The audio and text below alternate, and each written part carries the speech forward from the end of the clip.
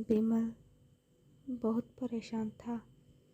उसे समझ में नहीं आ रहा था कि वो इस परिस्थिति से कैसे निपटे।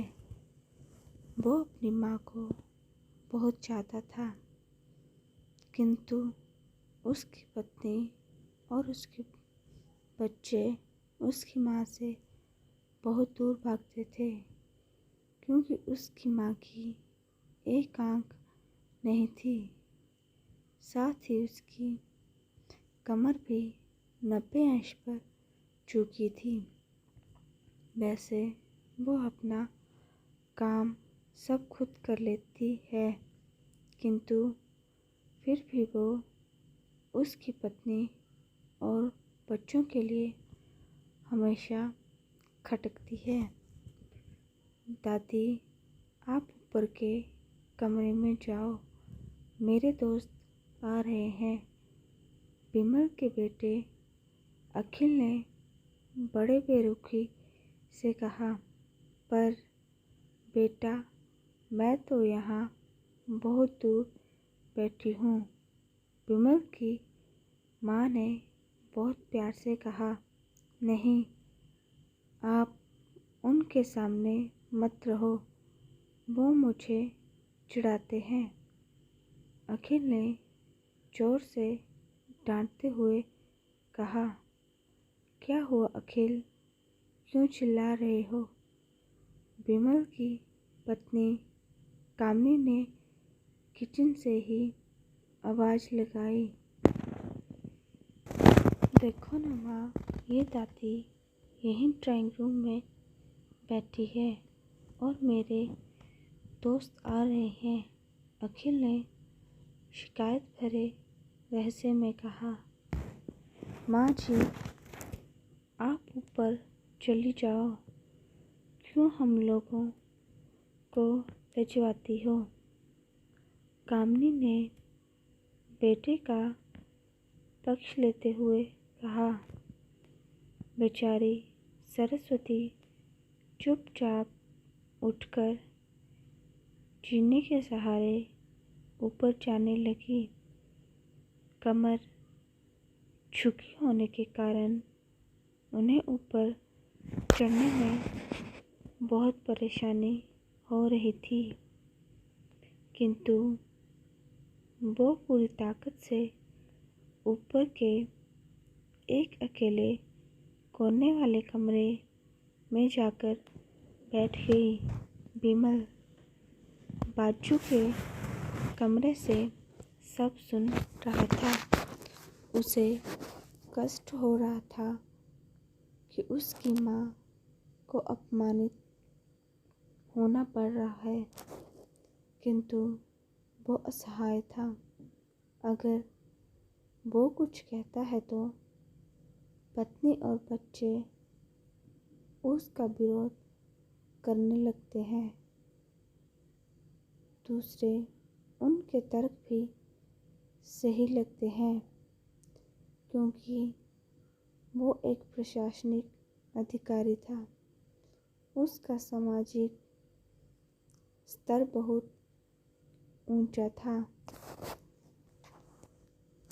उसकी ससुराल भी एक ऊंचे घराने में थी, अतः वो चुपचाप इस तरह हर दिन अपनी माँ को अपमानित होते देखता। रात को विमल की पत्नी ने कहा, देखो जी, अब कुछ करो।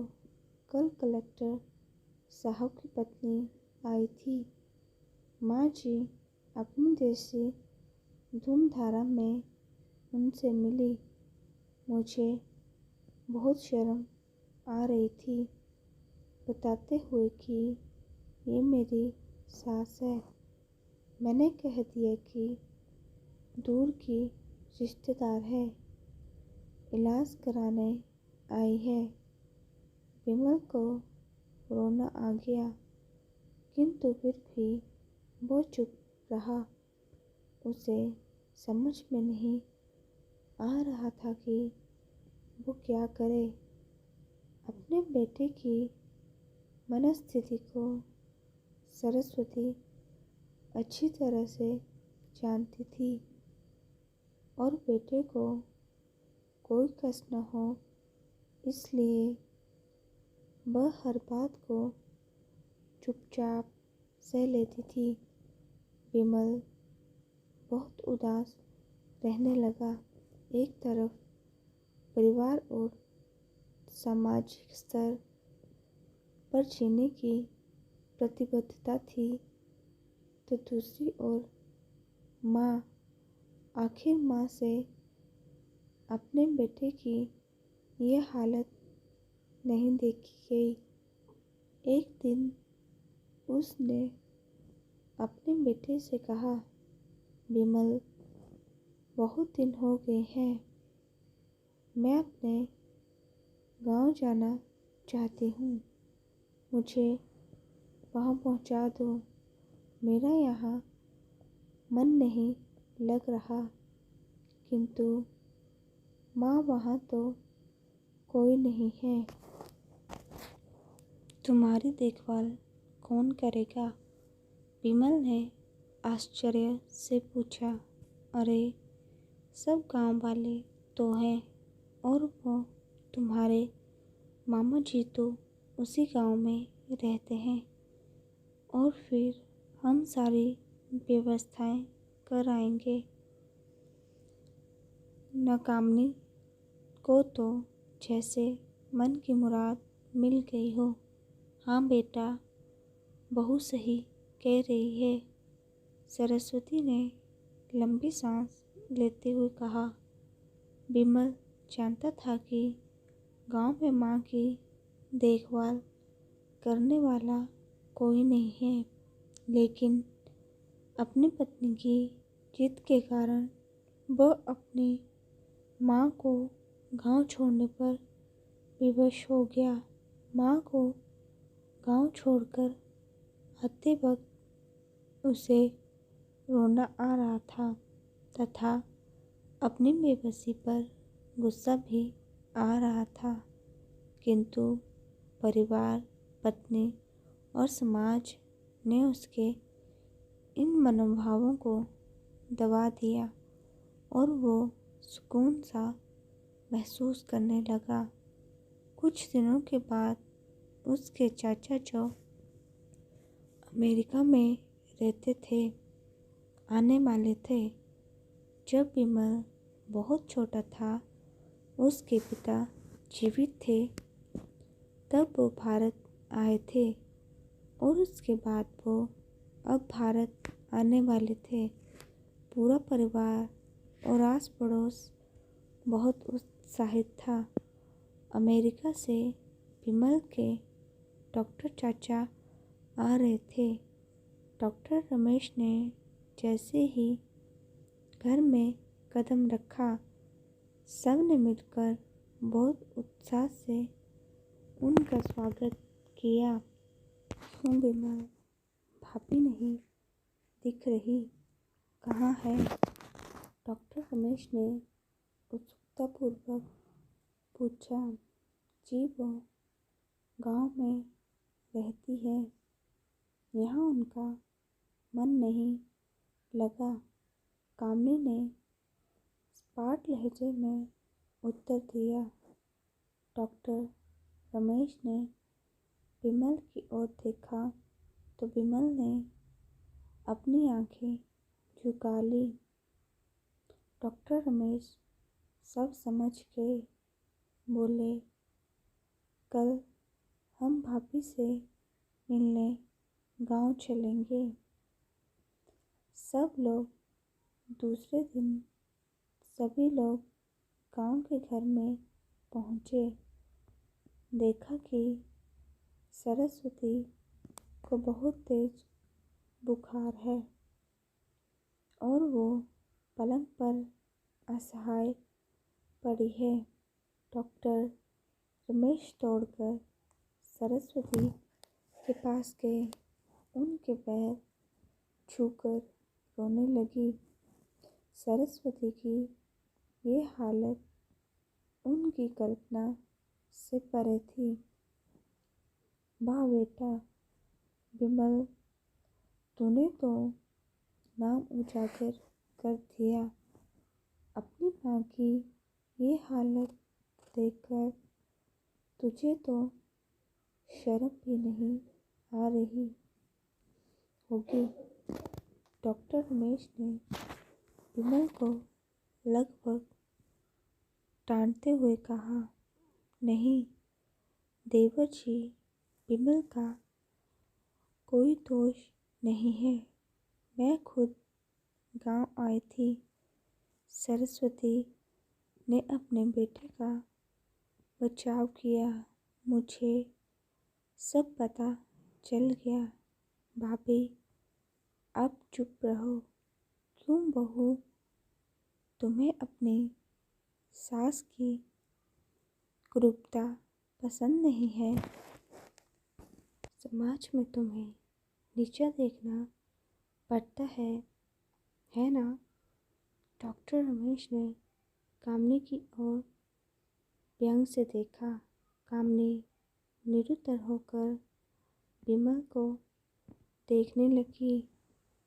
आज तुम जिस सामाजिक स्तर पर हो वो इन्हीं के संघर्षों की देन है। और बेटा विमल, तुम्हें शायद मालूम न हो कि बचपन में जब तुम 1 साल के थे तब छत से नीचे गिरने के कारण तुम्हारी एक आंख फूट गई थी और तुम्हारी रीढ़ की हड्डी में भी समस्या थी। तब तुम्हारी इस कुरूप माँ ने अपनी एक आंख और अपना बोन मैरो तुम्हें देकर इतना सुंदर स्वरूप दिया था। कामनी बेटा, इतने सालों तक संघर्ष करके बेटे को प्रशासनिक अधिकारी बनाने वाली इस संघर्षशील औरत की तुम लोगों ने ये दशा कर दी। तुम्हें ईश्वर कभी माफ नहीं करेगा। डॉक्टर रमेश की आंखों से अश्रु जलधारा बह रही थी। अब भाभी आप मेरे साथ अमेरिका जाएंगे। यहाँ इन स्वार्थी लोगों के बीच नहीं रहेंगी। डॉक्टर रमेश ने सरस्वती से कहा, विमल को तो काटो तो खून नहीं था। डॉक्टर रमेश जो उसके चाचा थे, उन्होंने जो राज बताया उसके बाद तो विमल को यही लग रहा था कि उससे ज़्यादा पापी इंसान इस दुनिया में कोई और है ही नहीं। वो दौड़ता गया और माँ सरस्वती के कदमों से लिपट गया। माँ, मेरा अपराध अक्षम्य है। मैं जानबूझकर चुप्पी साधे रहा, आपका अपमान करवाता रहा। अब सिर्फ आप ही उस घर में मेरे साथ रहेगी और कोई नहीं। विमल ने आग्नेय दृष्टि से अपनी पत्नी और बच्चों को देखा। कामनी को भी बहुत पश्चाताप हो रहा था, किंतु उसकी हिम्मत नहीं हो रही थी कि वो सरस्वती से आंख मिलाए। सरस्वती ने कामनी की मनोस्थिति को समझकर उसको पुचकारते हुए अपने पास बुलाया और विमल को डांटते हुए कहा, खबरदार, जो मेरी बहू को मुझसे अलग करने की कोशिश की तो तुझे ही घर से बाहर निकाल दूंगी।